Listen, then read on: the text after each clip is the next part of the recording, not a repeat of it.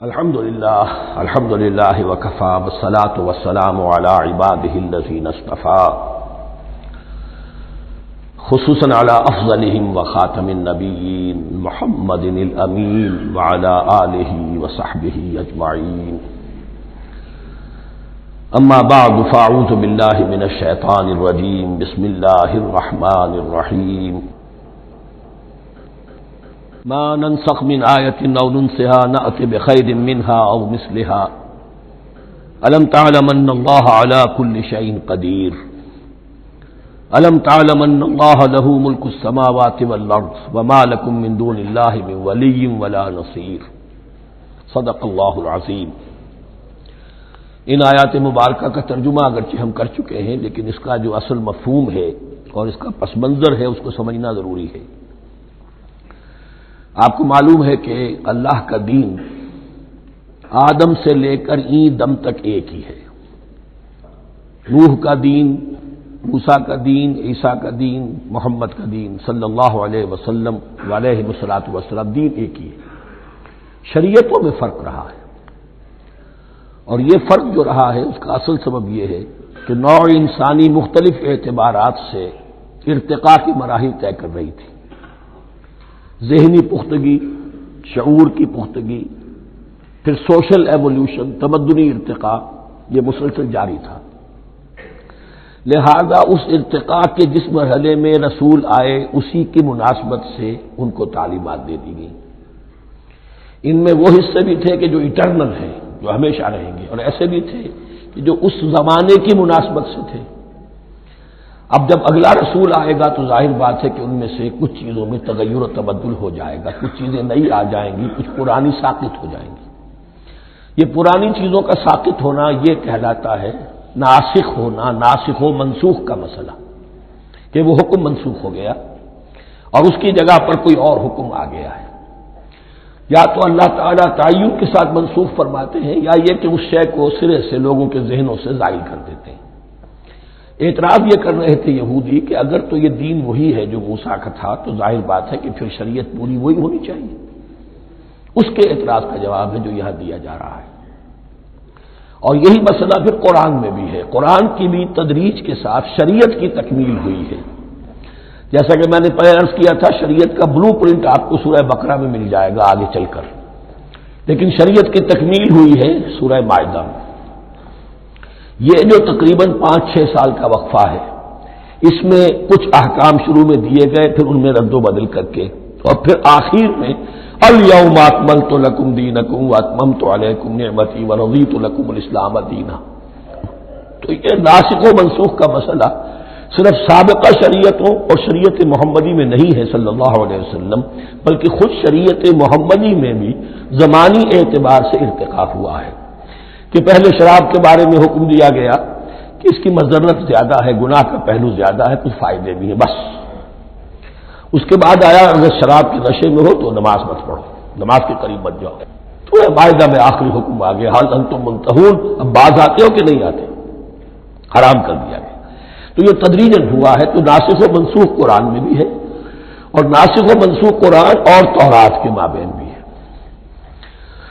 تو ہم نہیں منسوخ کرتے کوئی آیت یا بھلوا دیتے ہیں اس کو، نہ آتے بخیر منہا، ہم اس سے بھی بہتر لے آتے ہیں، او مثلہا، یا اس جیسی ہی۔ علم تعلم ان اللہ علی کل شیء قدیر، اب یہ کہ یہ تو اللہ کی اتھارٹی ہے، مالک الملک وہ ہے، دین اس کا ہے، اس میں وہ جس طریقے سے چاہے کسی چیز کے اندر تبدیلی پیدا کر دے۔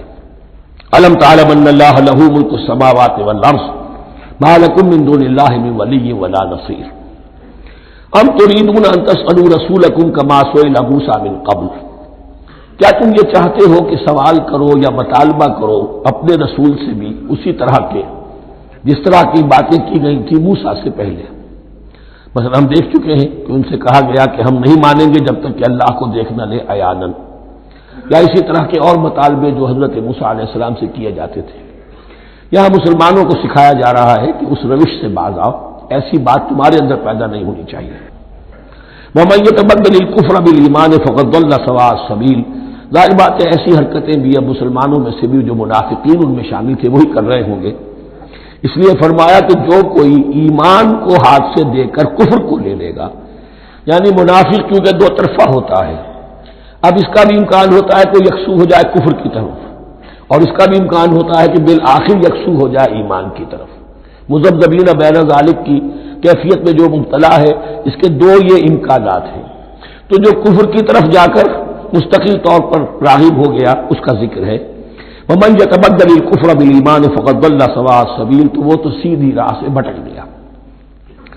ود کثیر من اہل الکتاب لو یردونکم من بعد ایمانکم کفارا، اہل کتاب میں سے بہت سے لوگ ہیں جو چاہتے ہیں کہ کسی طرح لوٹا کر لے جائیں تمہیں تمہارے ایمان کے بعد پھر کفار بنا دیں۔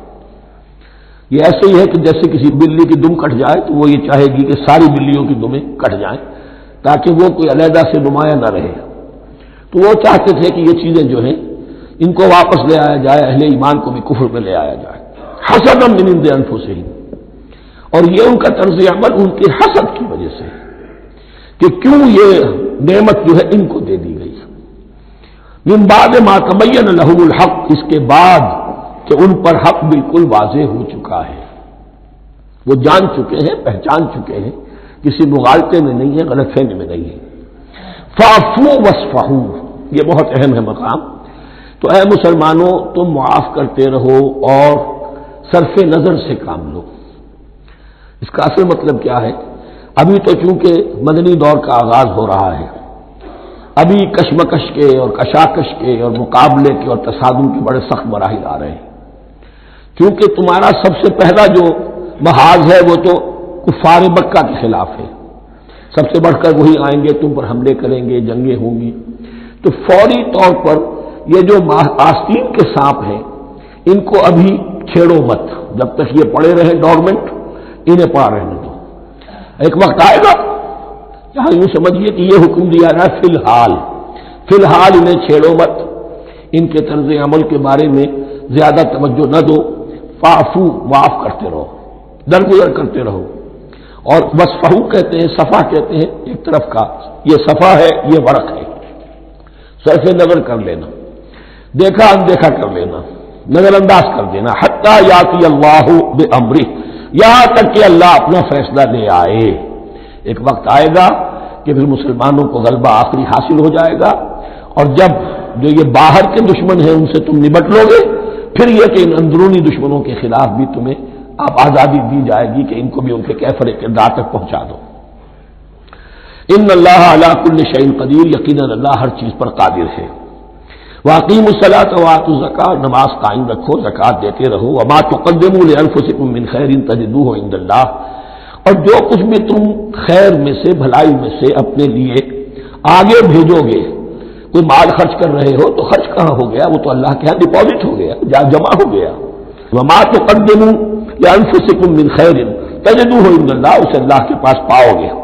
ان اللہ بما تعملون بصیر، یقیناً جو کچھ تم کر رہے ہو اللہ اسے دیکھ رہا ہے۔ وقالوا لن يدخل الجنة الا من كان هودا او نصارى، اب دیکھیں جب یہ نئی امت اب تشکیل پا رہی ہے تو یہودی اور نصرانی جو ایک دوسرے کے دشمن تھے مسلمانوں کے مقابلے میں جمع ہو گئے، انہوں نے کہنا یہ شروع کیا وقالوا لن يدخل الجنة، ہرگز نہیں داخل ہوگا جنت میں الا من كان هودا او نصارى، سوائے اس کے جو یا تو یہودی ہو یا نصرانی ہو۔ جیسے ہمارے ہاں بھی ہوتا ہے، اہل حدیث کے مقابلے میں دیوبندی بریلوی جمع ہو جائیں گے، چاہے وہ آپس میں ایک دوسرے کے ساتھ جو بھی ان کا بیر ہے وہ اپنی جگہ ہے۔ اسی طریقے سے اہل تشیع کے مقابلے میں شاید اور جو ہے اہل سنت کے لوگ جمع ہو جائیں۔ تو ایک کامن اینمی جب آ جاتا ہے تو پھر یہ ہے کہ وہ لوگ جن کے اپنے اندر بڑی کنٹرڈکشنز ہیں وہ پھر ایک متحدہ محاذ بناتے ہیں۔ وقالوا لن يدخل الجنة الا من كان هودا او نصارى تلك امانيهم، یہ لفظ دوبارہ آ گیا، یہ ان کی خواہشات ہیں، من گھڑت خیالات ہیں، ان کی وشفل تھنکنگ ہے۔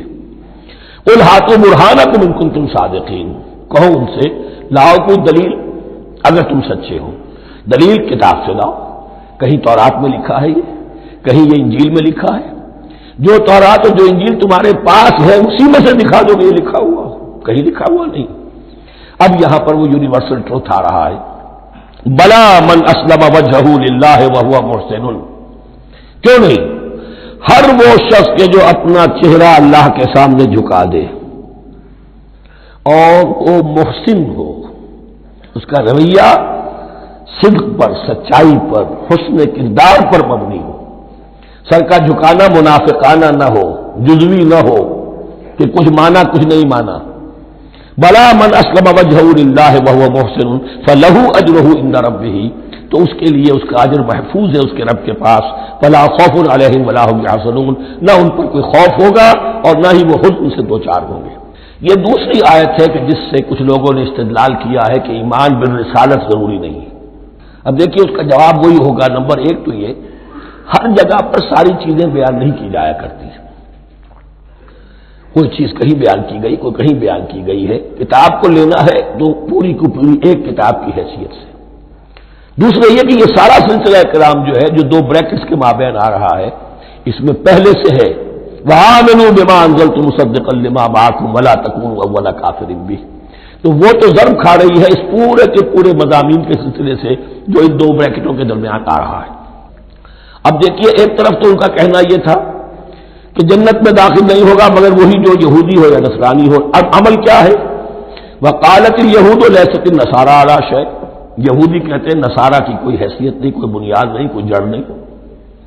وقالت النصارى لیست اليہود علی شیء، اور نصارہ کہتے ہیں کہ یہود کی کوئی بنیاد نہیں، بے بنیاد لوگ ہیں، کوئی حقیقت ان کی حقانیت ہے ہی نہیں۔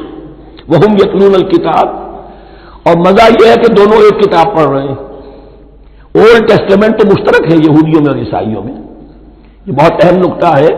اور جدید عیسائیت میں جو ایک بہت بڑی طاقت ابھر رہی ہے امریکہ میں، وہ ہے کہ جو عیسائیت کو جیوڈائز کر رہی ہے، کیونکہ رومن کیتھولک مذہب جو تھا اس نے تو چونکہ گویا کہ سارا رشتہ توڑ لیا تھا بائبل سے، سارا اختیار پوپ کے ہاتھ میں آ گیا تھا، لیکن پروٹیسٹنٹس نے پھر بائبل کو قبول کیا۔ اب اس کی منطقی انتہا یہ کہ اولڈ ٹیسٹمنٹ کے اوپر بھی اب ان کی توجہ ہو رہی ہے کہ آخر یہ بھی تو ہم مانتے ہیں کہ ہماری کتاب ہے اور اس میں جو کچھ لکھا ہے اس کو نظر انداز کیسے کر سکتے ہیں۔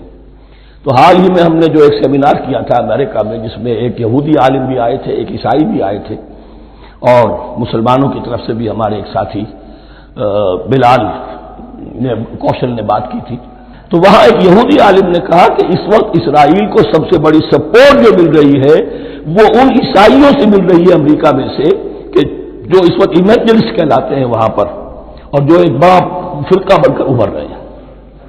بہرحال یہ ان کا طرز عمل ہے۔ وہم یتلون الکتاب، اور وہ دونوں کے دونوں کتاب کے پڑھنے والے ہیں۔ کذالک قال الذین لا یعلمون مثل قولہم، اسی طرح کہا تھا ان لوگوں نے کہ جو کچھ بھی نہیں جانتے، انہی کی سی بات کہی تھی، یعنی یہ اشارہ ہے مشرکین مکہ کی طرف۔ فاللہ یحکم بینہم یوم القیامۃ فیما کانوا فیہ یختلفون، تو اللہ تعالیٰ فیصلہ کر دے گا ان کے مابین قیامت کے دن ان تمام باتوں کا جن میں کہ یہ اختلاف کر رہے تھے۔ ومن اظلم ممن منع مساجد اللہ ان یذکر فیہا اسمہ وسعی فی خرابہا۔ اب دیکھیے یہاں جو بخیہ یہ آیات آ رہی ہیں، تو اگرچہ خطاب تو ہے وہ بریکٹس کے مابین، خطاب میں بنی اسرائیل، لیکن اب یہاں کچھ ریفرنسز اہل مکہ کی طرف شروع ہو گئے ہیں، اور اس کے بعد سے حضرت ابراہیم کا تذکرہ آئے گا، پھر تحویل قبلہ کا ذکر آئے گا۔ تحویل قبلہ میں ظاہر بات ہے کہ وہ قبلہ جو ہے وہ مشرکین مکہ کے قبضے میں تھا اس وقت، اس حوالے سے ریلیونٹ کچھ مضامین جو ہیں اس کی تمہید باندھی جا رہی ہے۔ یہ ساری تمہید ہے جو آگے آنے والا مضمون ہے تحویل قبلہ، جو علامت تھی اس بات کی کہ اب وہ سابقہ امت مسلمہ معزول کر دی گئی اور نئی امت محمد صلی اللہ علیہ وسلم اس مقام پر نصب کر دی گئی، انسٹال کر دی گئی۔ اس کے حوالے سے جو مسئلے اٹھیں گے، اسی لیے قال الذین لا یعلمون مثل قولہم، میں نے عرض کیا کہ یہ مشرکین مکہ کی طرف اشارہ ہے۔ ومن اظلم ممن منع مساجد اللہ یذکر فیہا اسمہ، اس سے بڑھ کر ظالم کون ہوگا جو اللہ تعالی کی مسجدوں سے لوگوں کو روکے کہ وہ اس میں اس کا نام لے سکے۔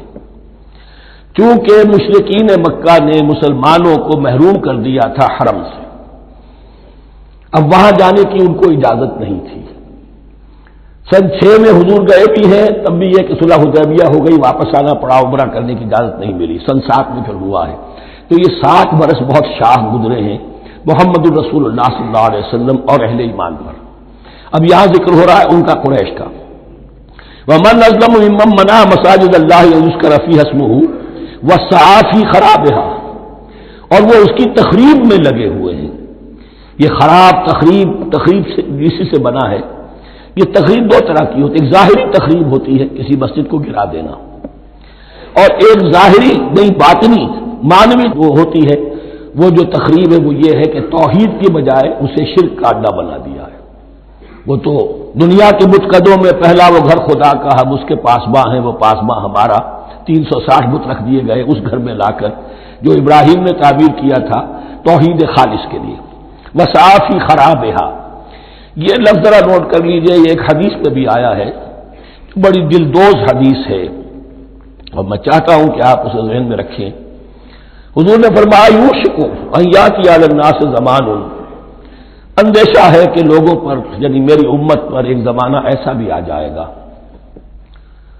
اب گنتے جائیے، لا یبقى من الاسلام الا اسمہ، اسلام میں سے اس کے نام کے سوا کچھ نہیں بچے گا، ولا یبقى من القرآن الا رسمہ، قرآن میں سے اس کے رسم الخط، الفاظ اور حروف کے سوا کچھ نہیں بچے گا، اسی کی اللہ تعالی نے ضمانت دی ہے، یہ محفوظ رہے گا رسم عثمانی۔ مساجدہم عامرۃ، ان کی مسجدیں آباد تو بہت ہوں گی، وہی خراب من الہدی، ہدایت سے خالی ہو جائیں گے، یہ خراب کے لفظ سے، ہی خراب من الہدی، وعلماؤہم شر الناس تحت عظیم السماء، اور ان کے علماء آسمان کی چھت کے نیچے کی بدترین انسان ہیں،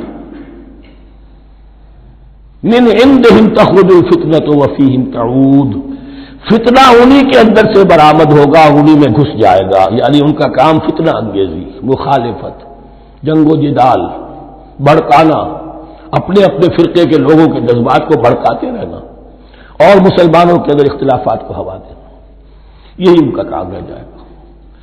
آج جن کو ہم علماء کہتے ہیں ان کی عظیم اکثریت اس کیفیت سے دوچار ہو چکی ہے۔ جب مذہب اور دین پیشہ بن جائے تو کوئی خیر اس میں باقی نہیں رہتا، یہ دین اور مذہب پیشہ نہیں تھا، اسلام میں کوئی پیشوائیت نہیں، اسلام میں کوئی پاپائیت نہیں، اسلام میں کوئی برہمنزم نہیں، اسلام تو ایک کھلا، ہر شخص کتاب اللہ پڑھے، ہر شخص عربی سیکھے، ہر شخص کو امامت کے قابل ہونا چاہیے، ہر شخص اپنی بچی کا نکاح خود پڑھائے، ہر شخص اپنے والد کا جنازہ خود پڑھے، یہ جو ہم نے پیشہ بنا دیا ہے اور پھر انہیں پیسے دیتے، ظاہر بات ہے کہ پھر اس پیشے کے اندر تو پیشے میں عیب نہیں، رکھیے نہ فرحاد کو نام، پھر تو پیشہ میں تو جو کچھ پیشہ ورانہ چشمکیں ہوتی ہیں اور جو خباثتیں ہوتی ہیں وہ آتی ہیں۔ لیکن ساتھ ہی یہ بات واضح رہے کہ علماء حق سے دنیا خالی نہیں ہوگی، علماء حق بھی ہیں، لیکن کسی کے ماتھے پر لکھا ہوا نہیں ہوتا کہ یہ علماء حقانی میں سے اور یہ علماء سوء میں سے ہے۔ باقی یہ صحیح بات ہے کہ اکثریت ادھر جا چکی ہے، ورنہ امت کا بیڑا غرق نہ ہوتا، سیدھی بات، یہ بیڑا غرق ہوا ہے تو آخر کوئی سبب ہے۔ اولئک ما کان لہم ان یدخلوها الا خائفین، ایسے لوگوں کو تو سوائے اس کے ان کا کوئی مقام نہیں ہے کہ انہیں داخل ہونے کی بھی اجازت نہیں ہونی چاہیے اس میں، یعنی اللہ کی مسجدوں میں، مگر خوف زدہ ہو کر، ڈر کر۔ لہم فی الدنیا خزی، ان کے لیے دنیا میں بھی رسوائی اور ذلت ہے، وَلَهُمْ فِي الْآخِرَةِ عَذَابٌ عَظِيمٌ، اور آخرت میں ان کے لیے عذاب عظیم ہے۔ وَلِلَّهِ الْمَشْرِقُ وَالْمَغْرِبُ، اب دیکھیے تمہید ہو رہی ہے تحویل قبلہ کے لیے۔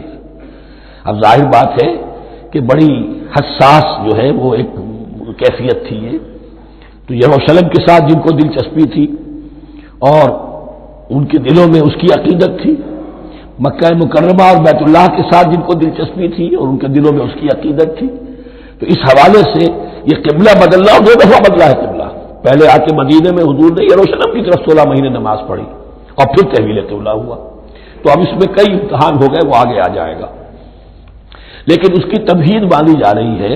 للہ المشرق والمغرب، مشرق اور مغرب سب اللہ کے ہیں، یعنی اگر ہم رخ کرتے ہیں مغرب کی طرف تو اس کے معنی یہ نہیں ہے کہ اللہ مغرب میں ہے، معاذ اللہ، اللہ تو جہت سے، مقام سے، ماورا وراء الورا، تو یہ ہے کہ ایک یکسانیت پیدا کرنے کے لیے اجتماعی رد دینے کے لیے ایک چیز کو قبلہ بنا دیا، علامت ہے۔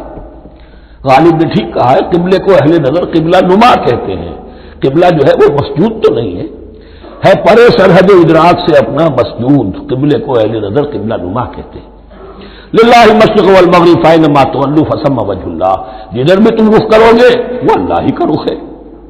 ان اللہ واسع علیم، یقیناً اللہ بہت وسعت والا ہے، بہت وسعت والا ہے، وہ کسی سمت میں محدود نہیں ہے، اور علیم ہے، ہر شے کا جاننے والا ہے۔ دیکھیے یہاں یہ آیت کہہ کے اور چھوڑ دیا مسئلہ، اگلے مسئلے پر آ گئے۔ آگے آپ کو پتہ چلے گا کہ یہ در حقیقت ایک تمہید باندھی جا رہی ہے تحویل قبلہ کے لیے۔ وقالوا اتخذ اللہ ولدا سبحانہ، اور ان میں وہ بھی ہیں، اب ظاہر بات ہے یہاں پھر اشارہ ہو رہا ہے وہ اہل مکہ کی طرف، جنہوں نے یہ کہا ہے کہ اللہ نے اولاد اپنے لیے اختیار کی، یعنی وہ کہتے تھے کہ یہ جو فرشتے ہیں یہ اللہ کی بیٹیاں ہیں، نصارہ کہتے تھے کہ حضرت مسیح اللہ کے بیٹے ہیں، اور یہودیوں کا بھی ایک گروہ ایسا تھا جو حضرت عزیر کو اللہ کا بیٹا کہتا تھا۔ بل لہ ما فی السماوات والارض، نہیں، آسمانوں اور زمین میں جو کچھ ہے اسی کی ملکیت ہے، سب مخلوق ہے، مملوک ہے، خالق اور مالک صرف وہ ہے۔ کل لہ قانتون، اور سب کے سب اس کے فرما بردار ہیں، بڑے سے بڑا رسول، بڑے سے بڑا ولی، بڑے سے بڑا فرشتہ، بڑے سے بڑے اجرام سماویہ، سب کل لہ قانتون۔ بدیع السماوات والارض، وہ آسمان اور زمین کو پیدا کرنے والا ہے بغیر کسی شے کے۔ یہ ابداع اور خلق ان میں فرق ہے۔ ابداع، بلکہ شاہ ولی اللہ دہلوی نے حجت اللہ البالغہ کا جو پہلا چیپٹر ہے اس کو یہی 3 عنوان دیے ہیں۔ اللہ تعالیٰ کے افعال بنیادی طور پر 3 ہیں، ابداع، خلق، تدبیر۔ ابداع ہے جسے انگریزی میں کہتے ہیں کریشن ایکس نہیلو، آدم میں محض سے کچھ بنا دیا، کچھ نہیں تھا اور بنا دیا، کن فیکون، یہ ابداع ہے۔ خلق ہے اب ایک چیز سے دوسری چیز بنانا، گارے سے انسان بنایا، یہ تخلیق ہے، آگ سے جن بنایا، یہ تخلیق ہے، نور سے فرشتے بنائے، یہ تخلیق ہے۔ تو ابداع بدیع وہ ہے کہ جس نے نئی چیز، اسی لیے بدعت ہمارے ہاں کہلاتی ہے وہ شے جو دین میں نہیں تھی اور خام خواہ لا کے شامل کر دی گئی، جس کی کوئی جڑ بنیاد دین میں نہیں ہے، وہ بدعت ہے۔ اس سے یہ لفظ بدیع السماوات والارض، وَإِذَا قَضَىٰ أَمْرًا فَإِنَّمَا يَقُولُ لَهُ كُن فَيَكُونُ، اس کی شان تو یہ ہے کہ جب وہ کسی معاملے کا فیصلہ کر لیتا ہے تو بس کہتا ہے کہ ہو جا، اور وہ ہو جاتی ہے۔ وَقَالَ الَّذِينَ لَا يَعْلَمُونَ لَوْلَا يُكَلِّمُنَا اللَّهُ وَتَأْتِينَا آیَةٌ، اور کہا ان لوگوں نے جو علم نہیں رکھتے، یہاں پھر وہی مشرکین مکہ کی طرف روح سخن ہے، کیوں نہیں بات کرتا ہم سے اللہ، اور کیوں نہیں کوئی لے آتا ہمارے پاس کوئی نشانی۔ یہ میں عرض کر چکا ہوں، یہ مضمون جو ہے کہ ان کا مطالبہ تھا بہت شدت کے ساتھ کہ کوئی معجزے ویسے ہی دکھاؤ جیسے تم کہتے ہو کہ عیسیٰ نے دکھائے تھے، موسیٰ نے دکھائے تھے، تو ہمارے یہ مطالبے پورے کر دو، ہم مان لیں گے۔ یہ ذکر آئے گا سورہ انعام میں اور پھر سورہ بنی اسرائیل میں۔ کذالک قال الذین من قبلہم مثل قولہم، اسی طرح کی باتیں جو لوگ ان سے پہلے آئے تھے وہ بھی کہتے رہے۔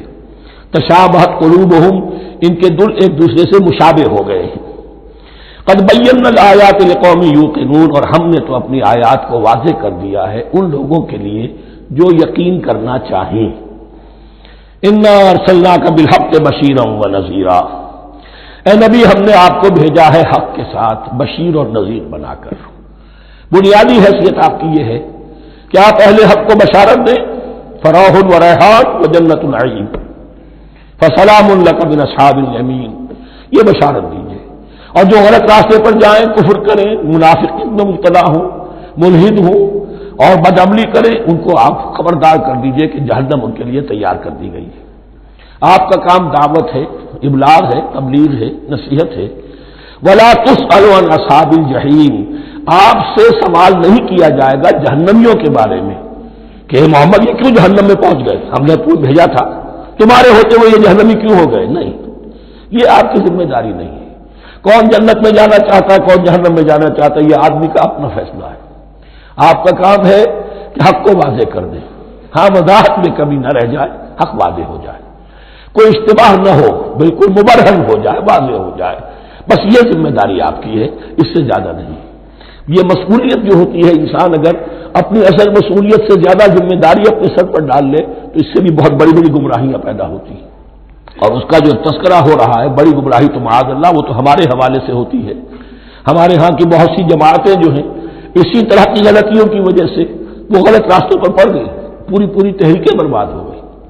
لیکن یہاں بھی حضور کا معاملہ کیا ہو رہا تھا کہ حضور چاہتے تھے کہ کسی طرح یہ علماء یہود ایمان لے آئے.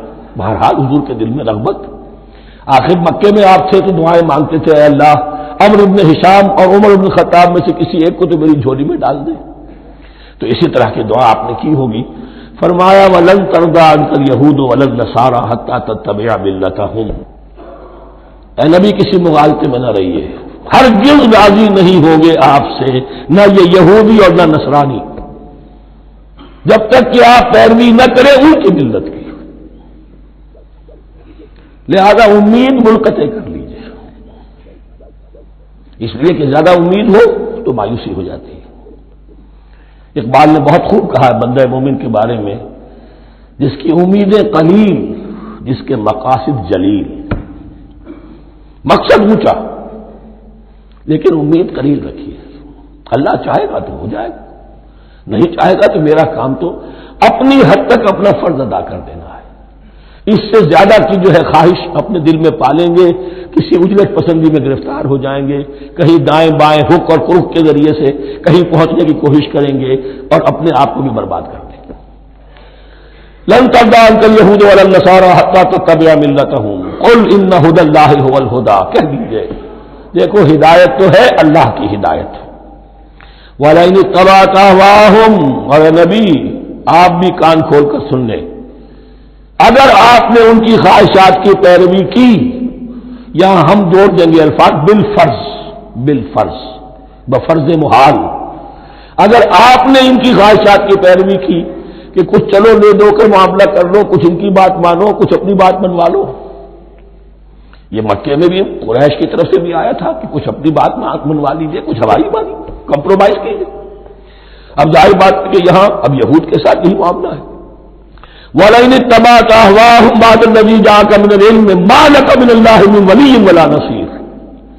اور اگر بفرض محال آپ نے پیروی کی ان کی خواہشات کی, اس کے بعد کہ آپ کے پاس علم آ چکا, تو نہیں ہوگا کوئی بھی اللہ کے مقابلے میں آپ کے لیے کوئی مددگار یا حمایتی. معاذ اللہ معاذ اللہ, حق کی تلوار بڑی ننگی ہے. اور یہاں اللہ کا عدل یہ فرد سے فرد تک بدلتا نہیں ہے, نہ امت سے امت کی طرف بدلے گا. قوم اور کسی اور قوم سے ایک معاملہ, کسی دوسری قوم سے کوئی اور معاملہ نہیں. اللہ کے اصول ہیں, اللہ کے قوانین ہیں, اس کی فطرت ہے, فطرت اللہ التی فطر الناس علیہا. پھر یہ کہ اس کی سنت ہے, لن تجد لسنت اللہ تحویلا ولن تجد لسنت اللہ تبدیلا. الذین آتیناہم الکتاب یتلونہ حق تلاوتہ, وہ لوگ کہ جنہیں ہم کتاب دیتے ہیں وہ اس کی تلاوت کرتے ہیں جیسا کہ اس کی تلاوت کا حق ہے. اس پر میں نے اپنے کتابچے میں بحث کی ہے, تلاوت کا اصل حق کیا ہے. مسلمانوں پر قرآن مجید کے حقوق نامی کتابچہ, اب یہاں پہ تفصیل سے بیان کرنے کا وقت نہیں ہے, لیکن ایک بات جان لیجیے کہ تلاوت کا لفظ جو قرآن کے لیے قرآن نے اختیار کیا یہ بڑا ذو معنیین ہے. تلا یتلو ہم اسے بھی کہتے ہیں پڑھنا, اور تلا یتلو کسی کے پیچھے پیچھے چلنے کو کہتے ہیں. والشمس وضحاها والقمر اذا تلاها, سورج کے بعد پیچھے آتا ہے چاند. تو یتلو کے معنی کیا ہے؟ when you are reading the book you are following the text. بعض لوگوں کو دیکھا ہوگا انگلی ان کی چلتی ہے ساتھ ساتھ, وہ بیچارے جو زیادہ ماہر نہیں ہیں تو تاکہ نگاہ ادھر سے ادھر نہ ہو جائے, ایک سطح سے دوسری سطح پر نہ پہنچ جائے, انگلی بھی ساتھ ساتھ پھیرتے ہیں. تو فالوئنگ دی ٹیکسٹ. لیکن اس تلاوت کا اصل حق کیا ہوگا؟ جب آپ اس کتاب کو فالو کریں, اسے اپنا امام بنائیں, اس کے پیچھے چلیں, اس کا اتباع کریں, اس کی پیروی کریں, جس کی کہ دعا ہم کرتے ہیں وَاجْعَلْهُ لَنَا إِمَامًا وَنُورًا وَهُدًى وَرَحْمَةً. تو اللہ تو بنائے گا ہمارا امام اس کو اسی وقت جب کہ ہم فیصلہ کر لیں کہ ہم اس کتاب کے پیچھے چلیں گے. الذین آتیناہم الکتاب یتلونہ حق تلاوتہ اولئک یؤمنون بہ, جو اللہ کی کتاب کی تلاوت کا حق ادا کریں اور اس کی پیروی بھی کریں. وہی ہے جو اس پر ایمان رکھتے ہیں. جو نہ تلاوت کا حق ادا کریں نہ پیروی کریں، وہ دعویٰ کریں کہ ہمارا ایمان ہے تورات پر اور کتاب پر، تو یہ دعویٰ جو ہے جھوٹا دعویٰ ہے. میں وہ حدیث آپ کو سنا چکا ہوں، ما آمن بالقرآن من استحل محارمہ. جس شخص نے قرآن کی کسی حرام کردہ شے کو اپنے لیے حلال کر لیا، اس کا قرآن پر کوئی ایمان نہیں. ومن یکفر بہ فاولئک ھم الخاسرون، اور جو اس کا کفر کرے گا تو وہی لوگ ہیں خسارے میں رہنے والے. اب وہ بریکٹ بند ہو رہی ہے. وہ آیت کے جو 6 رکوع کے شروع میں آئی تھی دوبارہ آ گئی یوں کہ توں. یا بنی اسرائیل اذکروا نعمتی التی انعمت علیکم وانی فضلتکم علی العالمین. یہ ترتیب ذہن میں رکھیے.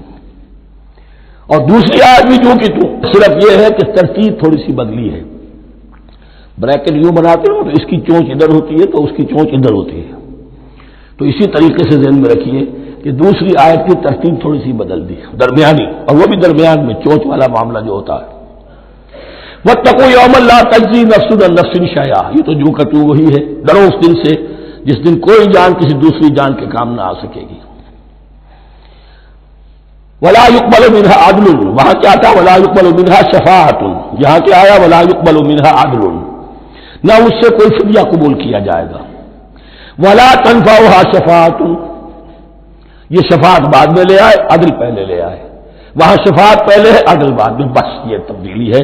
ولا هم ينصرون، اور یہ پھر جو کا تو وہی جو پہلی آیت میں تھا، جو 6 رکوع کی دوسری آیت ختم ہوئی، نہیں انہیں کوئی مدد مل سکے گی. یہ جو حصہ تھا جو تقریباً 10 رکوعوں پر مشتمل تھا، سورہ بقرہ کے 18 رکوع کہ جن میں روح سخن ہے سابقہ امت مسلمہ کی طرف. 4 رکوع بڑے عموم کے حامل تھے، لیکن بین السطور وہاں بھی اشارے موجود تھے. روح سخن جو تھا وہ بنی اسرائیل کی طرف. 10 رکوعوں میں صراحت کے ساتھ ساری گفتگو انہی سے ہے، الا یہ کہ ایک جگہ مسلمانوں سے خطاب کر لیا، کچھ آخر میں اہل مکہ کا تذکرہ بھی ہو گیا. اب اس کے بعد ذکر شروع ہو رہا ہے حضرت ابراہیم علیہ السلام کا. وہ بات سمجھ لیجیے کہ کیا وجہ ہے اس کی. دیکھیے حضرت ابراہیم کی دفع کی یہ 2 شاخیں چلی، ویسے تو 3 ہیں. عام طور پر لوگوں کے علم میں ہے کہ 2 بیویاں تھیں. حضرت ہاجرہ سے حضرت اسماعیل پیدا ہوئے، بڑے تھے. حضرت سارہ سے حضرت اسحاق، ان کے بیٹے یعقوب، یعقوب کے 12 بیٹے بنی اسرائیل. حضرت اسماعیل کو حضرت ابراہیم نے آباد کیا خانہ کعبہ کے پاس لا کر، بواد غیر ذی زرع، تو وہاں یہ جو ہے نسل چلی. لیکن نبوت جو ہے حضرت ابراہیم کے بعد حضرت اسماعیل کو تو ملی، اس کے بعد مسلسل جو سمجھیے کہ تقریباً 3000 کا فصل ہے سالوں کا کہ کوئی نبوت اس شاخ میں نہیں آئی. نبوت کا سلسلہ چلا دوسری شاخ میں، حضرت یعقوب، حضرت اسحاق، حضرت یعقوب، حضرت یوسف، چلتے جائیے. حضرت موسیٰ اور ہارون سے شروع ہو کر حضرت عیسیٰ اور یحییٰ تک 1400 برس مسلسل. اگرچہ تیسری شاخ بھی تھی، بنو قطورہ کہلاتے، تیسری اہلیہ آپ کی تھی قطورہ. بنی قطورہ میں سے ان کی اولاد بڑی کثیر تھی. ان میں سے ایک مدین تھے، مدین یا مدیان، ان میں حضرت شعیب کی بعثت ہوئی تھی. حضرت شعیب بھی حضرت ابراہیم کی نسل میں سے ہیں لیکن بنی مدیان میں سے. بہرحال اب چونکہ حضور کی بعثت ہوئی بنی اسماعیل میں، ادھر بنی اسرائیل ہے، ان سے یہ خطاب ہو رہا ہے سابقہ امت مسلمہ. اور اب یہ امامت الناس منتقل ہونے والی ہے بنی اسرائیل سے بنی اسماعیل کو. تو اب اگر اس انتقال کے وقت نقل، اگر وہ جو کامن فیکٹر ہے اس کا تذکرہ کیا جائے تو بات آسان ہو جائے گی. ابراہیم ہی تو جد امجد ہے نا تمہارے، تم یعقوب کی اولاد ہو ٹھیک ہے، لیکن یعقوب کس کے بیٹے تھے؟ اسحاق کس کے بیٹے تھے؟ ابراہیم کے. تو یہ دوسری نسل بھی تو ابراہیم ہی کی ہے. اس حوالے سے ان کے لیے سہل بنایا جا رہا ہے کہ بات کو سمجھو. یہ صرف یہ ہے کہ 2 پیڑھی اوپر جا کر مل گئے اور اللہ نہ کر سکا. اور حضرت ابراہیم نے خانہ کعبہ کی تعمیر کی اور اسے اب مرکز بنانا ہے اہل توحید کا. لہذا یہ ساری گفتگو اب شروع ہو رہی ہے. 4 رکوع اب وہ ہے 15 سے شروع ہو کر 18 تک جن کا اصل مضمون ہے تحویل قبلہ. وَإِذِ ابْتَلَىٰ إِبْرَاهِيمَ رَبُّهُ بِكَلِمَاتٍ فَأَتَمَّهُنَّ، اور ذرا یاد کرو جب ابراہیم کو آزمایا اس کے رب نے بہت سی باتوں میں. میرا ایک کتاب چاہے حضرت ابراہیم کی شخصیت پر، حج اور عید الاضحیٰ اور ان کی اصل روح، اور اس میں ایک تحریر ہے، ایک تقریر ہے. جو تحریر ہے وہ مجھے بہت پسند ہے کہ کیسے کیسے امتحان آئے ہیں حضرت ابراہیم علیہ السلام پر. فَأَتَمَّهُنَّ، اب یہ ایک جملے میں ایک پوری داستان ہے. اس نے ان سب کو پورا کیا، سب میں پاس ہو گیا، ہر امتحان سے کامیابی کے ساتھ with flying colors ہر امتحان سے نکلے. قال انی جاعلک للناس اماما، تب ہم نے کہا اے ابراہیم اب میں تمہیں نوع انسانی کا امام بنانے والا ہوں. قال ومن ذریتی، انہوں نے کہا اور میری نسل کے بارے میں بھی یہ وعدہ ہے کہ نہیں؟ قال لا ینال عہد الظالمین، فرمایا میرا یہ عہد ظالموں سے متعلق نہیں ہوگا. مطلب کیا ہوا کہ تمہاری نسل میں سے جو صاحب ایمان ہوں گے، نیک ہوں گے، سیدھے راستے پر چلیں گے، ان سے ہمارا وعدہ ہے، لیکن نسلیت کی بنیاد پر نہیں ہے کہ جو بھی تمہاری نسل میں سے لازماً وہ اس وعدے کا مصداق بن جائے. وَإِذْ جَعَلْنَا الْبَيْتَ مَثَابَةً لِلنَّاسِ وَأَمْنًا، اور یاد کرو جب کہ ہم نے گھر کو، اپنے گھر کو، بیت اللہ کو قرار دے دیا لوگوں کے لیے زیارت کی جگہ، لوٹ کے آنے، لوٹ کر آؤ، حج کرو. مثابۃ للناس وامنا، اور اسے امن کا گھر قرار دے دیا. واتخذوا من مقام ابراہیم مصلی، اور ہم نے حکم دیا کہ مقام ابراہیم کو اپنی جائے نماز بنا لو، نماز پڑھنے کی جگہ بنا لو. آج کل تو بعض علماء نے یہ کہا ہے کہ مقام ابراہیم سے مراد کوئی خاص پتھر نہیں ہے، بلکہ اصل میں وہ تو پوری جگہ جو تھی وہ مقام ابراہیم، حضرت ابراہیم وہاں آباد ہوئے تھے. لیکن صحیح بات وہی ہے جو ہمارے سلف سے چلی آ رہی ہے، روایات پختہ ہیں اس کے بارے میں کہ جس طریقے سے حجر اسود جنت سے آیا ہے، ایسے ہی یہ بھی ایک پتھر تھا کہ جو جنت سے لایا گیا حضرت ابراہیم کے لیے جب وہ تعمیر کر رہے تھے. کوئی اور ذرائع تو ابھی تھے ہی نہیں، اس کے اوپر وہ کھڑے ہوتے تھے اور یہ پتھر ہی اونچا ہوتا جاتا تھا خود. اب جیسے جیسے تعمیر اوپر جا رہی ہے تو اس کے لیے یہ پتھر اونچا ہوتا تھا. وہ پتھر ہے جو مقام ابراہیم اب بھی محفوظ ہے، اور وہاں پر پھر طواف کر کے کعبے کا مکمل، پھر اس کے آس پاس جو ہے 2 رکعت جو ہے وہ ادا کی جاتی ہے نماز. وَعَهِدْنَا إِلَىٰ إِبْرَاهِيمَ وَإِسْمَاعِيلَ أَن طَهِّرَا بَيْتِيَ لِلطَّائِفِينَ وَالْعَاكِفِينَ وَالرُّكَّعِ السُّجُودِ، اور ہم نے عہد لے لیا تھا ابراہیم اور اسماعیل سے کہ تم دونوں ہمارے اس گھر کو، بیتیا میرے اس گھر کو پاک رکھو. اب یہ تطہیر بھی دونوں طرح کی ہوگی، ظاہری صفائی بھی ہو، گند نہ ہو، تاکہ زائر آئیں تو ان کے دلوں میں جو کدورت پیدا نہ ہو، کوفت نہ ہو، کھلی فضا ہو، صاف رکھو. اور تطہیر باطنی، وہاں توحید کا چرچا ہو، کوئی اور کفر اور شرک جو ہے وہ نہ آنے پائے. ان طہرا بیتی للطائفین والعاکفین، طواف کرنے والوں کے لیے، اعتکاف کرنے والوں کے لیے، والرکع السجود، اور رکوع اور سجود کرنے والوں کے لیے. وَإِذْ قَالَ إِبْرَاهِيمُ رَبِّ اجْعَلْ هَٰذَا بَلَدًا آمِنًا وَارْزُقْ أَهْلَهُ مِنَ الثَّمَرَاتِ مَنْ آمَنَ مِنْهُمْ بِاللَّهِ وَالْيَوْمِ الْآخِرِ. اور یاد کرو جب کہ ابراہیم نے کہا تھا اے میرے پروردگار اس گھر کو امن کی جگہ بنا دے، اور اس کے رہنے والوں، اس کے ہاں آباد ہونے والوں کو یعنی بنی اسماعیل کے لیے ان کو رزق عطا فرما، میووں کا اور پھلوں کا. من آمن منہم باللہ والیوم الآخر. اب یہاں حضرت ابراہیم خود رک گئے کہ میں اپنی ساری اولاد کے لیے یہ دعا نہ کروں، اس لیے کہ وہاں روک دیا گیا تھا لا ینال عہد الظالمین. تو جو بھی ان میں سے ایمان اور عمل صالح والے ہوں اور یوم آخر پر ایمان رکھتے ہوں، اجعل هذا البلد آمنا وارزق اهله من الثمرات من آمن منهم باللہ والیوم الآخر. اب یہاں دیکھیے اللہ تعالیٰ نے گویا کہ ہم کہیں گے ازرہ شفقت مسکراتے ہوئے گویا کہ فرمایا کہ ابراہیم قال ومن کفر، تمہاری اولاد میں سے جو کفر کرے گا فأمتعه قلیلا، اس کو بھی میں دنیا کا ساز و سامان تو دوں گا، امامت میں شامل نہیں کر سکتا، لیکن یہ کہ دنیاوی طور پر مال و متاع جو ہے وہ ان کو بھی میں دوں گا. ومن کفر فأمتعه قلیلا ثم اضطره الى عذاب النار، ہاں پھر اسے کشاں لے آؤں گا جہنم کے عذاب کی طرف. وبئس المصیر، اور وہ بہت ہی بری جگہ ہے لوٹنے کی. وَإِذْ يَرْفَعُ إِبْرَاهِيمُ الْقَوَاعِدَ مِنَ الْبَيْتِ وَإِسْمَاعِيلُ، اور یاد کرو جب کہ ابراہیم اٹھا رہے تھے ہمارے گھر کی بنیادوں کو، اور اسماعیل باپ بیٹا دونوں لگے ہوئے تھے. یہاں لفظ جو قواعد آیا ہے اس کو نوٹ کیجئے. قواعد قاعدے کی جمع ہے اور یہ بنیادوں کو کہا جاتا ہے. اور اس میں اشارہ ہے حضرت ابراہیم اصل معمار اور بانی نہیں ہے کعبے کے. کعبہ بنایا ہے حضرت آدم نے. ان اول بیت وضع للناس للذی ببکہ، پہلا گھر. اب کیسے ممکن تھا حضرت آدم علیہ السلام کے زمانے سے لے کر اور حضرت ابراہیم تک کم و بیش جو ہے 4000 برس ہے. عام اندازہ جو ہے تورات کا اگر آپ لگائیں تو کوئی مسجد نہیں بنی ہوگی کیا؟ یہ پہلا گھر ہے، پہلا وہ گھر خدا کا. تو اس کی بنیادیں رہ گئی تھیں، باقی وہ امتداد زمانہ سے. اور چونکہ یہ سیلاب کا راستہ تھا، سیلاب کی وجہ سے وہ سب جو ہے دیواریں بہہ گئی تھی، صرف بنیادیں تھیں. ان بنیادوں کو پھر وَإِذْ ابراہیم مکان البیت، یہ سورہ حج میں جا کر مضمون تفصیل سے آئے گا. اب میں آئے گا کہتا ہوں، آ چکا ہے حقیقت کے اعتبار سے، اس لیے کہ یہ ساری مکی صورتیں ہیں جو نازل ہو چکی ہیں سورہ بقرہ سے بہت پہلے. تو جب وہ ان بنیادوں کو اٹھا رہے تھے تو دعائیں مانگ رہے تھے.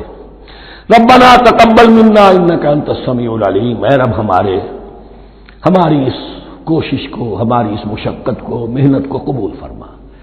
باہر گھر بنا رہے ہیں، پتھر اٹھا اٹھا کر لا رہے ہیں. حضرت اسماعیل کی عمر اس وقت لگ بھگ 13 برس ہے، ہاتھ بٹا رہے ہیں. ربنا تقبل منا انک انت السمیع العلیم، اے رب ہماری اس کوشش کو شرف قبول عطا فرما، یقیناً تو سب کچھ سننے والا اور جاننے والا ہے. ربنا وجعلنا مسلمین لک، اور اے رب ہمیں اپنا فرما بردار بنائے رکھ.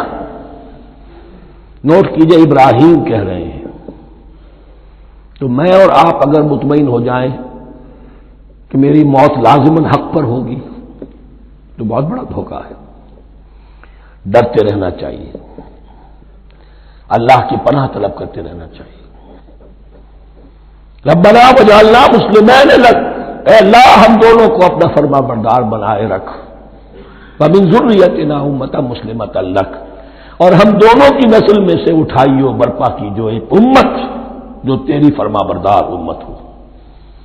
وارنا مناسکنا، اور اے پروردگار تیرا گھر تو ہم نے یہ بنا دیا، اب اس کے جو رسومات ہیں وہ ہمیں سکھا، جو مناسک کے حج ہیں. ارنا مناسک، اب کیسے حج کریں، کیا آداب ہوں گے، طواف کیسے ہوگا، کیا کریں گے. وتب علینا، اور ہم پر اپنی شفقت کی نظر فرما. انک انت التواب الرحیم، یقیناً تو ہی ہے بہت ہی زیادہ توبہ کا قبول فرمانے والا اور شفقت کے ساتھ رجوع کرنے والا اور رحم فرمانے والا. ربنا وبعث فیہم رسولا منہم، اور اے ہمارے پروردگار ہماری اس نسل میں، اب چونکہ ہماری نسل مراد ہے بنی اسرائیل اسماعیل کی نسل میں سے تو نہیں ہے نا، یہاں دونوں کی نسل سے مراد ہے تو وہ بنی اسماعیل. ہماری اس نسل میں اٹھائی ہو ایک رسول انہی میں سے، باہر کا نہ ہو، کوئی مغایرت کا اجنبیت کا پردہ حائل نہ ہو. وہ کیا کرے، یتلو علیہم آیاتک، تیری آیات ان کو پڑھ کر سنائے.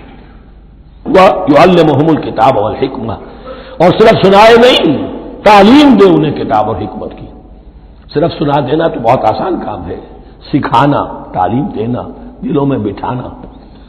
اور حکمت، وَيُزَكِّيهِمْ، اور ان کو پاک کرے، ان کا تزکیہ کرے، ان کے دلوں میں تیری محبت اور آخرت کی طلب کے سوا کوئی طلب باقی نہ رہنے دے.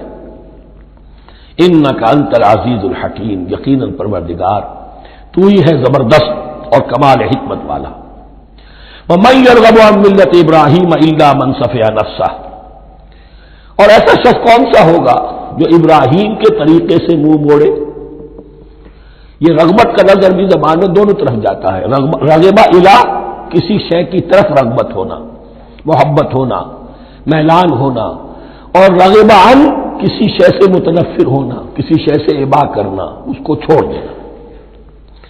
وَمَن يَرْغَبُ عَن مِّلَّةِ إِبْرَاهِيمَ إِلَّا مَن سَفِهَ نَفْسَهُ، سوائے اس کے جس نے اپنے آپ کو حماقت ہی میں مبتلا کرنے کا فیصلہ کر لیا ہو. اور کون ہوگا جو ابراہیم کے طریقے سے منہ موڑے. وَلَقَدِ اصْطَفَيْنَاهُ فِي الدُّنْيَا، اور ہم نے تو اسے دنیا میں بھی پسند کر لیا تھا، چن لیا تھا. وَإِنَّهُ فِي الْآخِرَةِ لَمِنَ الصَّالِحِينَ، اور یقیناً آخرت میں بھی وہ ہمارے صالح بندوں میں سے ہوں گے. اذ قال له ربه اسلم قال اسلمت لرب العالمین، جب کہا اس سے اس کے پروردگار نے کہ مانو میرا حکم، اس نے کہا پروردگار قبول ہے تیرا ہو، یہاں تک کہ ذبح کرو بیٹے کو، حاضر۔ یہ آخری امتحان تھا، آخری 100 برس کی عمر میں، 87 برس کی عمر میں دعائیں مانگ مانگ کر بیٹا لیا تھا اسماعیل۔ حضرت سارہ کے ہاں کوئی اولاد نہیں ہوئی تھی، اب وہ 13 برس کا تھا، بازو بن گیا تھا اور اس وقت ذبح کرنے کا حکم آیا۔ جب بھی کہا ہم نے مانو ہمارا حکم، قال اسلمت لرب العالمین، اللہ تعالی ہمیں بھی توفیق دے کہ اس کی پیروی کریں۔ ووصى بها ابراہیم وبنیہ ویعقوب، اور اسی کی وصیت کی تھی ابراہیم نے بھی اپنے بیٹوں کو اور یعقوب نے بھی۔ یا بنی، وہ کیا کی نصیحت ہے میرے بیٹو، ان اللہ اصطفیٰ لکم الدین، دیکھو اللہ نے تمہارے لیے دین کو پسند فرما لیا ہے۔ کون سا دین؟ فلا تموتن الا وانتم مسلمون، اور دیکھنا موت نہ آنے پائے مگر فرما برداری کی حالت میں۔ یہی بات آئے گی سورہ آل عمران میں مسلمانوں سے خطاب کر کے، یا ایھا الذین آمنوا اتقوا اللہ حق تقاتہ ولا تموتن الا وانتم مسلمون، اور ان الدین عند اللہ الاسلام ومن یبتغ غیر الاسلام دینا فلن یقبل منہ۔ ام کنتم شہداء اذ حضر یعقوب الموت، کیا تم اس وقت موجود تھے جب یعقوب کی موت کا وقت آیا؟ جب آدم کی یعقوب پر موت، یہ لفظی ترجمہ ہوگا، اذ حضر یعقوب الموت اذ قال لبنیہ ما تعبدون من بعدی، حضرت یعقوب نے اپنے سارے بیٹوں کو جمع کیا، 12 کے 12، اور مصر میں پہنچ چکے تھے یہ حضرت یوسف علیہ السلام کے ذریعے سے، جو سورہ یوسف میں ساری کہانی آئے گی، وہاں انتقال ہوا۔ تو انہوں نے اپنے بیٹوں کو جمع کیا، اس قال لبنیہ ما تعبدون من بعدی، میرے بعد تم کس کی پوجا کرو گے، کس کی پرستش کرو گے؟ یہ بات نہیں تھی کہ انہیں معلوم نہیں تھا، لیکن یہ کہ ایک میثاق، قول و قرار اور پختہ کرنے کے لیے۔ قالوا نعبد الہک و الہ آبائک ابراہیم و اسماعیل و اسحاق، کہا کہ ہم پوجیں گے، بندگی کریں گے، پرستش کریں گے آپ کے معبود کی اور آپ کے آبا ابراہیم، اسماعیل اور اسحاق کے معبود کی، اور یہ کوئی مختلف معبود نہیں ہے، الہ واحد، وہ تو ایک ہی الہ ہے۔ وَنَحْنُ لَهُ مُسْلِمُونَ، ہم اس کے لیے اس کے سامنے سر جھکاتے ہیں، اسی کی فرما برداری کا اقرار کرتے ہیں۔ تِلْكَ أُمَّةٌ قَدْ خَلَتْ، یہ آیت 2 مرتبہ آئے گی اسی رکوع میں۔ یہ ایک گروہ تھا انسانوں کا جو گزر گیا، ابراہیم، اسماعیل، اسحاق، یعقوب، ان کی اولاد، قد خلت، وہ گزر گئے۔ لہا ما کسبت ولکم ما کسبتم، ان کے لیے تھا جو انہوں نے کمایا اور تمہارے لیے ہوگا جو تم کماؤ گے، یعنی یہاں پدرم سلطان بوت کا کوئی مقام نہیں ہے، ہر شخص کے لیے اپنا عمل، اپنا ایمان، اپنی کمائی۔ ولا تسألون عما كانوا يعملون، تم سے یہ نہیں پوچھا جائے گا کہ وہ کیا کرتے تھے، تم سے پوچھا جائے گا تم کیا کر کے لائے ہو۔ تو راچے ہے پدرم سلطان بوت، تو راچے ہے، تم کیا ہو بھائی، تو اپنی بات کرو، باپ تمہارا سلطان تھا، ہوگا۔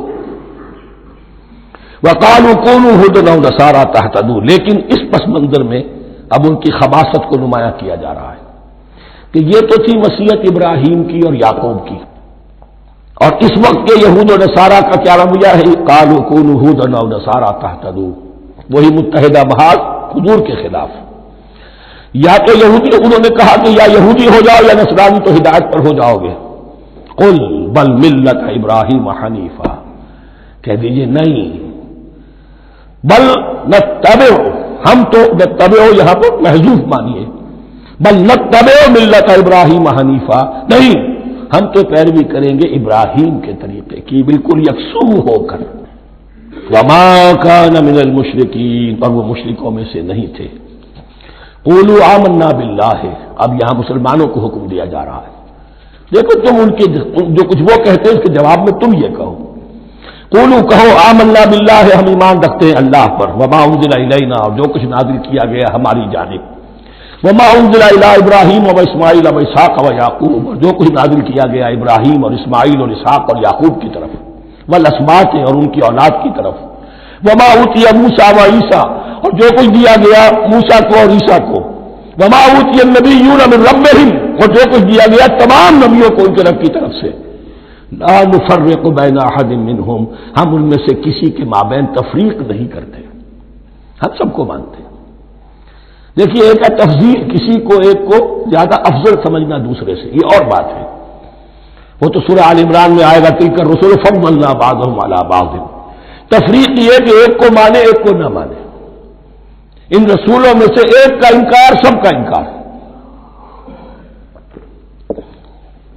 لا نفرق بین احد منہم ونحن له مسلمون، اور ہم نے تو اسی کی فرما برداری کا قلادہ اپنی گردن میں ڈال دیا ہے۔ فَإِنْ آمَنُوا بِمِثْلِ مَا آمَنْتُمْ پھر اے مسلمانوں اگر یہ بھی ایمان لائے یہود اور نصارہ بالکل اسی طرح جیسے تم ایمان لائے ہو، نو کمپرومائز، ٹھیک ٹھیک وہی دین اختیار کریں، وہی راستہ جو کہ محمد کے ذریعے سے تمہیں دیا گیا صلی اللہ علیہ وسلم، فَإِنْ آمَنُوا بِمِثْلِ مَا آمَنْتُمْ بِهِ فَقَدِ اهْتَدَوْا تب وہ ہدایت پر ہوں گے، وَإِنْ تَوَلَّوْا اور اگر وہ پیٹھ موڑ لے فَإِنَّمَا هُمْ فِي شِقَاقٍ تو اس کے معنی یہ ہے کہ وہ زدم زدہ میں اور دشمنی کے اندر وہ مبتلا ہو چکے ہیں۔ فَسَيَكْفِيكَهُمُ اللَّهُ تو اے نبی آپ کے لیے ان کے مقابلے میں اللہ کافی رہے گا، آپ فکر نہ کریں، آپ کسی کمپرومائز کی دعوت کی طرف توجہ ہی نہ دیں، کچھ دو کا معاملہ سوچیں بھی نہ، ان کی مخالفتوں سے آپ مرعوب نہ ہوں، ان کی دھمکیوں کا کوئی اثر نہ دے۔ فَسَيَكْفِيكَهُمُ اللَّهُ اللہ کافی رہے گا آپ کے لیے ان سب کے مقابلے میں، وَهُوَ السَّمِيعُ الْعَلِيمُ اور یقیناً وہ سب کچھ سننے والا اور جاننے والا ہے۔ ایسا نہیں ہے کہ اسے معلوم نہ ہو کہ آپ اس وقت کن حالات میں ہیں، کیسی مشکلات میں ہیں، کس طرح کی نازک صورتحال دن بدن جو ہے شکل بدل رہی ہے، لیکن آپ قائم ہیں۔ یہ ہے جگہ جہاں پر خون پڑا ہوا ہے اس نسخے میں جو حضرت عثمان تلاوت فرما رہے تھے، اور اس وقت باغیوں نے انہیں شہید کیا ہے، ان کی زوجہ محترمہ نائلہ انہوں نے بچانا چاہا ہے تو ان کی انگلیاں کٹ گئیں اور خون جو ہے وہ فَسَيَكْفِيكَهُمُ اللَّهُ ان الفاظ پر وہ خون پڑا ہے، وہ دبا بھی موجود ہے۔ وَهُوَ السَّمِيعُ الْعَلِيمُ اور وہ سب کچھ سننے والا اور جاننے والا ہے۔ صبغۃ اللہ کیا مانی یہاں پر بھی ایک آپ کو محذوف ماننا ہوگا، اخترنا صبغۃ اللہ ہم نے تو اختیار کر لیا ہے اللہ کے رنگ کو، وَمَنْ أَحْسَنُ مِنَ اللَّهِ صِبْغَةً وَنَحْنُ لَهُ عَابِدُونَ اور اللہ سے بہتر رنگ کس کا ہوگا، اور ہم تو بس اسی کی بندگی اسی کی پرستش کرنے والے ہیں۔ قُلْ أَتُحَاجُّونَنَا فِي اللَّهِ وَهُوَ رَبُّنَا وَرَبُّكُمْ اے نبی ان سے کہیے کہ کیا تم ہم سے محاجہ کر رہے ہو، حجت بازی کر رہے ہو، جھگڑ رہے ہو، دلیل بازی کر رہے ہو اللہ کے بارے میں؟ وَهُوَ رَبُّنَا وَرَبُّكُمْ وہ تو ہمارا رب بھی ہے تمہارا رب بھی ہے، رب تو ایک ہے، رب بھی ایک اس کا دین بھی ایک، ہاں شریعتوں میں فرق ہوا ہے۔ قُلْ أَتُحَاجُّونَنَا فِي اللَّهِ وَهُوَ رَبُّنَا وَرَبُّكُمْ وَلَنَا أَعْمَالُنَا وَلَكُمْ أَعْمَالُكُمْ رب تو ہمارا بھی وہ تمہارا بھی وہ، البتہ ہمارے لیے ہوں گے ہمارے عمل، تمہارے لیے ہوں گے تمہارے عمل۔ وَنَحْنُ لَهُ مُخْلِصُونَ اور ہم تو اس کے لیے اپنے آپ کو خالص کر لینے والے۔ یہ ذرا 3 الفاظ یہاں پہ نوٹ کر لیجئے، یہ میرے اور آپ کے لیے لمحہ فکریہ ہیں۔ نحن لہو مسلمون 136ویں آیت اس پر ختم ہوئی، ہم اس کے سامنے سر تسلیم خم کرتے ہیں، ان میں سے تو ہم بھی شامل ہیں۔ نحن لہو عابدون آیت نمبر 138 ہم اس کی بندگی کرنے والے ہیں، اسی کی بندگی کرنے والے ہیں۔ تو صرف اسلام نہیں، عبادت اور ٹوٹل عبادت، ٹوٹل بندگی، پوری زندگی میں اس کے ہر حکم کی پیروی اور اطاعت۔ اس سے آگے بات آئی وَنَحْنُ لَهُ مُخْلِصُونَ یہ عبادت اخلاص کے ساتھ نہیں ہے تو منافقت ہے، اس عبادت سے کوئی دنیا کی منفعت پیش نظر نہ ہو، سوداگری نہیں، یہ عبادت خدا کی ہے۔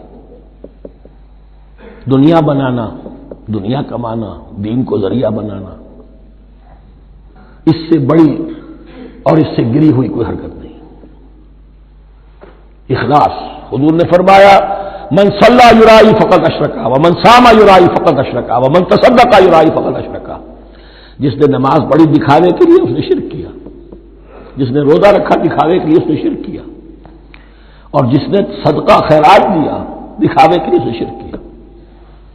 فنحن له مخلصون، نحن له مسلمون، نحن له عابدون، نحن له مخلصون۔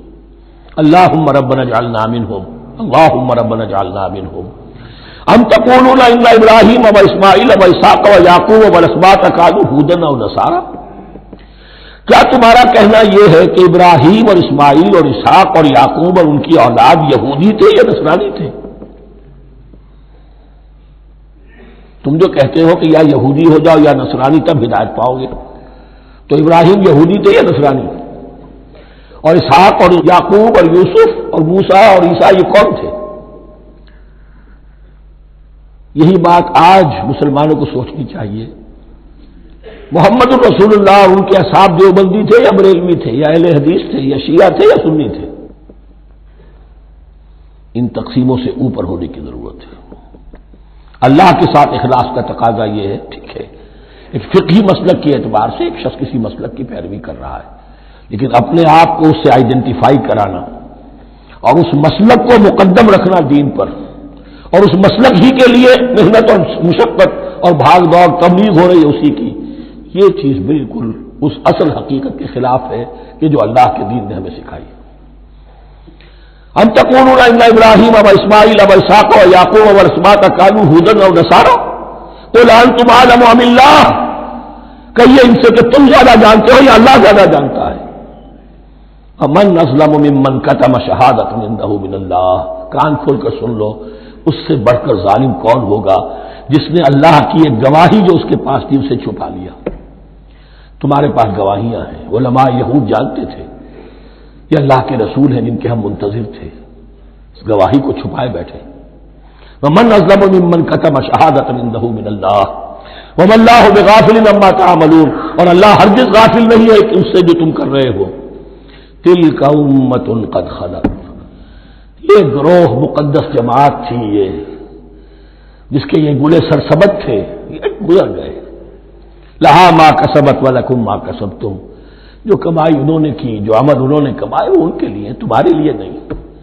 تمہارے لیے وہ ہوگا جو تم کماؤ گے۔ ولا تسألون عما كانوا يعملون، اور تم سے ان کے عمل کے بارے میں نہیں پوچھا جائے گا کہ انہوں نے کیا کیا، تم سے سوال یہ ہوگا کہ تم نے کیا کیا۔